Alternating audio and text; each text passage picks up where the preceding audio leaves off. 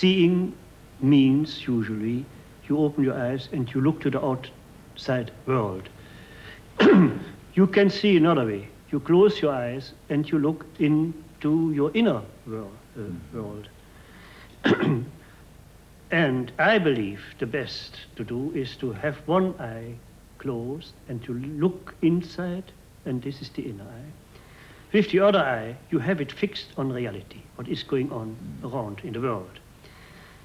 If you can make a kind of a synthesis of these two important worlds, you come to a result which can be considered as the synthesis of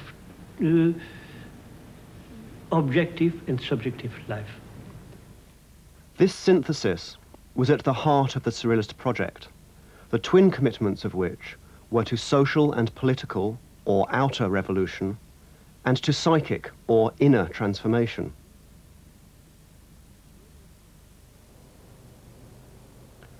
We're going to look at the relationship between the stated political commitments of the Surrealist group and examples of the art produced under its name. The term revolution appears prominently in numerous Surrealist texts, manifestos, and periodicals. But rarely, if at all, is there any overt political imagery in Surrealist art. It's obviously very striking when you go into a Surrealist exhibition that the images don't seem to have any direct connection with the political and social preoccupations of the movement. But I think that at the beginning, Surrealism had a rather generalized concept of revolt, which through the 20s sharpened into a proper sense of revolutionary commitment. And after that point, the question of a relationship between action on the social field and action as artists and poets was one of the central dilemmas of the movement. It was a dilemma which, in a sense, couldn't be resolved. I don't think Breton wanted it to be resolved. It was something that he saw as, in a way, a necessary problem. We're going to explore this problem by examining the work of Max Ernst. Ernst was the artist most closely associated with the Surrealist group in Paris throughout the 1920s and 30s. A large retrospective exhibition of his work in London in 1991 provided an opportunity to examine his paintings and collages closely and to ask about the relationship between his paradigmatic Surrealist pictures and the social and political commitments of the group. In terms of the materials he used, the techniques he employed, and even the size of his pictures, Ernst's work is extremely varied. Some of his paintings contain vivid iconographic detail, whereas others are more atmospheric and evocative. But while varied, his work also displays numerous areas of consistency. For example, many of his works contain highly incongruous and disorienting groups of disparate objects or figures.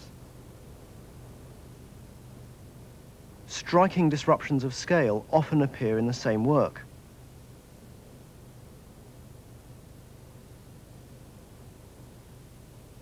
Solid objects are made to appear hollowed out or flat, like cutouts. Figures are often incomplete or fragmented. For the most part, these disruptions and dislocations take place within a very rudimentary landscape space. The pictorial rectangle is used like a stage set, where we are presented with a scene frozen in its development. Many works employ a deep perspective. Others contain a simple low horizon line, which marks out the space to be occupied by a group of figures or objects in the foreground. The upper section of most works is made up of a single color backdrop, usually a sky blue. In his painting, highlights and modeling are often very schematic. Figures are more indicated than fully described. Figures or objects are often delineated by a process of masking out the surrounding areas which, from any distance, we read as background or space. These basic structural components, then, are common to many of Ernst's works. In addition, his pictures are often populated by a regular cast of figures and types. Some of these acquired quite specific meanings for Ernst. For example, he used a male figure with a bird's head, which he called Lop Lop, as a psychoanalytic self-portrait. Birds or other animals in cages frequently feature, and are given a more general or emblematic character than may at first appear. Breton talks about man increasingly turning round and round in a cage, like a trapped animal, that his experience is increasingly circumscribed by events, circumscribed by the need to earn a living. And all these things gradually, in fact, kill off the faculty of the imagination. And so that round about your 18th year, the imagination abandons you altogether. And from that point on, you've lost all capacity to dream, to imagine alternatives. And that, I think, is why, that's why we'll come back to the point about revolution, that if you cannot imagine an alternative, then perhaps you are incapable of taking action to make it happen. And so, I mean, he would see the imagination as, in fact, crucial to the revolutionary project of the Surrealists. Another recurrent image is the Petrified Forest. Ernst used this as a visual analogue of the Freudian unconscious, which Breton had often described as a labyrinth, dark, complex, and haunting. I think that a lot of Ernst's work is in a sense about a sort of dialectic between nature and civilization. But I think that what concerned Ernst was in a way was the loss of nature, was the loss of an experience of the wild and of the primitive. And so his paintings of the Petrified Forest are presenting an image of a forest that has been already kind of cut down and turned into a petrified paper box. And so they are, they're quite, I mean, some of the images are quite ironic. They're about loss, and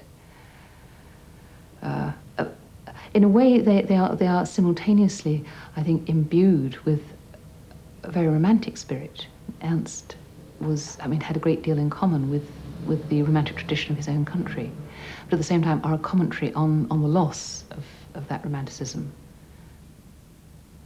Another series of paintings from the mid-1920s depicts a group of figures embroiled in a kind of primal struggle. The Horde paintings, retrospectively of course, seem to embody the invasion of barbarism in culture over Europe in the 1930s. And of course they were exhibited in London, in, for example, the exhibition of 20th century German art, band art, in 1938. At the same time, Peter Turner brought out this little book as a Pelican special for the masses to buy for 2 and 6pence or something, in which he said, in what an age of darkness we must live when these things have to be stated. He reproduced the Horde paintings, and of course they weren't reflecting a reality, they were reflecting a nightmare reality. And he said, art can neither be praised nor blamed for holding up a mirror to the reality or dream world of an age. If this reality is chaotic, spectral and unreal, its reflection will be chaotic, spectral and unreal. I think there's a great German tradition behind Ernst, which makes, of course, this engagement with anti-fascist politics all the more poignant. One has only to think of his relationship with the painting, not only of his father, but of course the great German masters. And it's those masters that painted the German forest. One thinks especially of Altdorfer's rather sticky larch trees with black crows in them and monsters at the foot, or of Hans Baldung Green and of course of Grunewald, with those paintings specifically designed for plague victims to look at, to see in the monsters some kind of mirror of their own diseases and yet the promise of salvation. Those monsters were always painted within a context of punishment and redemption, and therefore they were moralized monsters at the time, just as Ernst's Horde paintings were also not simply monstrous, but monsters bearing a moralized message about culture. Of course, while they have their iconographical sources, their unheimliche quality, their sense of eeriness, is very much something to do with the monsters of the subconscious. Again, there's Freud, a modern discovery about the archaeology of the different layers of the unconscious, overlapping with primeval, much earlier images which have their cultural heritage and which Ernst brings into modernity, into the modern age, in his Horde paintings. The first manifesto talks about exploring the unconscious, exploring dreams, which were also, in a sense, a route to hidden areas of the human psyche. And Breton certainly saw these explorations as increasingly as part of a subversion of conventional modes of thinking, modes of perceiving the world, modes of acting within the world. The image of the petrified landscape is continued in a series of highly detailed paintings made by Ernst during the 1930s and 40s. Well, to go to Europe after the rain, what I think is particularly poignant about it is its despair in conjunction with its visionary quality, its manner of making a universal statement, and yet the very touching personal drama that is being played out by the two figures in it. There is Max Ernst as Lop-Lop with his bird head, and behind him is a figure walking away. It's very much structurally like an Orpheus and Eurydice scenario, with him almost looking back, but in fact he doesn't look back. He will go on to America. He's turning his head. And Eurydice is being abandoned and left behind, and is still looking back at that Europe after the rain. Of course, what's striking about Europe after the rain, if you compare it to his jungle pictures, is that it's dead or dying. It's rock, and therefore the idea of monsters, they're not in the lush German forest, but they're the residual beasts that are left after the Holocaust. It's lizards, creatures coming out of the stones. That sense of almost a post-nuclear desolation. That's why, looking back, it seems such a prophetic thing, because Europe was shattered. One's always in art history dealing with questions of imagination. It's difficult to imagine the complexities of Ernst's political and artistic life in the 30s. It's difficult to imagine quite how desolate, bombed and unreconstructed Europe was in the 40s. And in 1942, I mean, that's the height of the bombing raids in Europe, which Ernst was aware of as he put the finishing touches to the painting. In Surrealism, there is very little explicit revolutionary content in the paintings. But if one is able to read the paintings, in particular something like Europe After the Rain, with the deep context of the time, you see how very rich and poignant some of these non-political images are. So far, we've looked at a range of Ernst's imagery in relation to the Surrealist concept of revolution. But we need also to look at the techniques Ernst used to generate this imagery. In the first manifesto, Breton indicated that forms of automatism would be the central methods of Surrealist production. Automatic writing and other forms of free association had been developed by Freud in the treatment of his patients.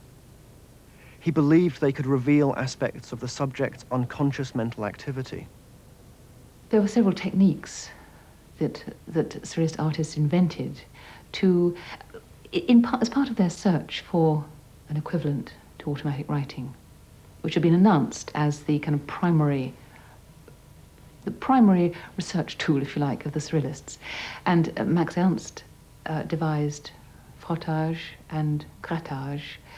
Grattage was a technique of applying paint in layers to the canvas and then scraping it off over a textured surface. And some of the images that are produced in those paintings hover between being, as it were, simply a texture. I mean, really, whose interest is a very, very visual one, and so embedded behind it, a recognizable image of a cityscape or a forest. In some of the paintings of the forests, or sometimes the forests themselves, the trees are actually grattages of planks of wood. So you have, I mean, as it were, in the substance, the material of the paint, you have a reference to the forest already cut down. Collage was another important technique. Ernst had first used it while working with the Dada group in Cologne during World War I.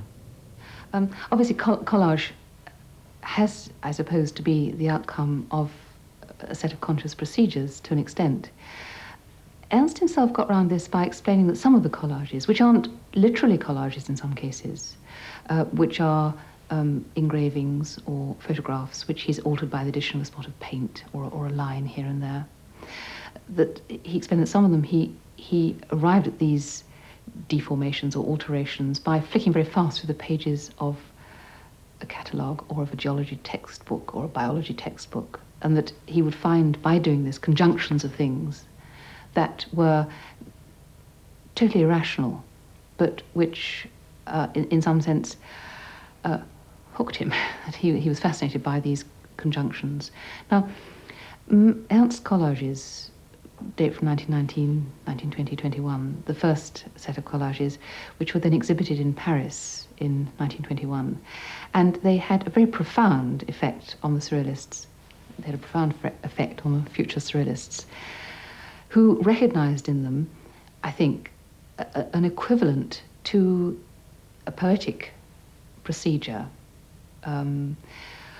which the Surrealists always, in a sense, acknowledged in the work of Lautréamont, which was the bringing together of two or more dissimilar realities on a plane which was foreign to all of them, and providing from this a spark. And in a sense, this spark was, Breton used this sort of electrical image, but this spark was what he saw as, what he described as the Surrealist light. I mean, something which would actually illuminate, but disorient the viewer. I mean, illuminate the world through disorientation. And I'm not saying necessarily that Ernst was familiar at this point with Le Traitement, but that this notion of bringing together unlikely things was at the heart of his concept of collage as well. I think crucial to these collages is the notion of disorientation, that you may have a landscape, for example, but the landscape contains elements that must be foreign to it, and it contains objects within that which are foreign to the landscape and to each other. And so you have a world, if you like, an image which could only exist as a consequence of an imaginative reordering of the world. Now, this imaginative reordering was something that Breton felt could only occur through unconscious procedures. Others have argued that it could be done consciously, but for Breton, this was something that could only be done, in a sense, without your realizing it was being done. If you knew it was being done, it was cliché. And he says at one point, the first poet who said lips of coral was a surrealist, and the second one was a hack. Europe After the Rain was made using a production process which Ernst had termed Decalcomania. The technique of decalcomania is a typical technique in terms of it being semi-automatic. It's done by putting glass or a sheet of paper onto the surface and pulling it away. So you get this sticky kind of surface. And then, though, one thinks that's all there is to it. Surrealism, automatism is always a cheat. Then Ernst comes and turns that sticky texture into a geological map full of monsters and fossils. Another lovely thing about Decalcomania is not just the way it's painted, but the way that one has to look into it to see oneself, whether there's a painted face in the rock or whether one is imagining the face in the rock. And so there's always this rather creepy sense of potential monsters in it, as well as those which, in time-honoured German tradition, Ernst carefully painted. It's in these techniques, then, as well as in his imagery, that Ernst sought to generate material which would bear on both social and psychological reality. Revolution, for the Surrealists, was always understood as involving a synthesis of these two realities, the outer and the inner worlds, as Ernst put it. The word révolution for them meant two very distinct things. It meant the Marxist revolution, and in particular the Soviet revolution in Russia, with all that that entailed, i.e. complete restructuring of society, the revolution of the proletariat, the abolition of capitalism, on the one hand. On the other hand, it meant the revolution in personal behavior and understanding of human beings as posited by Freud. It was very much a group to which you had to be admitted. It wasn't something you would just choose to join if you felt like it. It was a kind of collective, but it was a collective with a rather exclusive membership, which definitely thought of itself as being a group who were committed on every level to the revolution, the social level and at the artistic level. But they had no illusions about themselves as active politicians. They could be militant on the fringes, if you like. They were very good at producing pamphlets attacking Catholicism. There were certain areas they felt were areas on which they had the right to speak, and that was certainly one of them. They attacked the Catholic Church. But they didn't pretend that they were well endowed to enter Parliament, for example.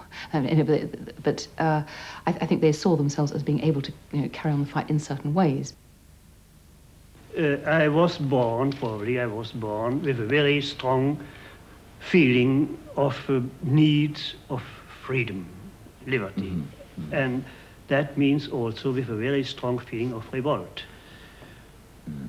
Revolt and revolution is not the same thing.